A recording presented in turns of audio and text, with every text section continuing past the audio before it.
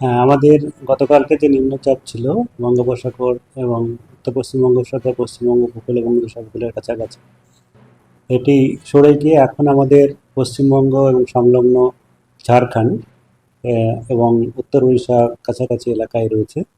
এর প্রভাবে আমাদের রাজ্যে ভারী বৃষ্টিপাতের সম্ভাবনা তেমন নেই, তবে হালকা থেকে মাঝারি বৃষ্টিপাত সব জায়গাতেই হওয়ার সম্ভাবনা রয়েছে দক্ষিণবঙ্গে।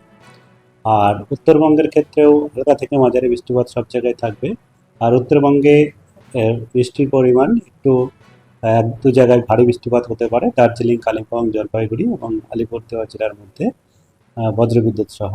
আর বজ্রগর্ভ মেঘ সঞ্চার হয়ে সব জায়গাতেই হালকা থেকে মাঝারি বৃষ্টিপাত হওয়ার সম্ভাবনা থাকছে। আর হ্যাঁ, মূলত এর প্রভাবে, এই নিম্নচাপের প্রভাবে যেটা রয়েছে আমাদের বঙ্গোপসাগর এলাকায় দমকা হাওয়া থাকার সম্ভাবনা রয়েছে। তার জন্যে মৎস্যজীবীদের আগামী 24 ঘন্টা পর্যন্ত সমুদ্রে যেতে মানা করা হয়েছে।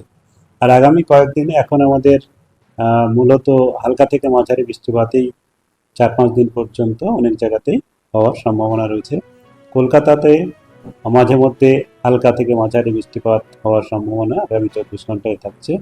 সর্বোচ্চ তাপমাত্রা 32-33-এর কাছাকাছি এবং সর্বনিম্ন তাপমাত্রা 27 থেকে 28-এর কাছাকাছি থাকবে।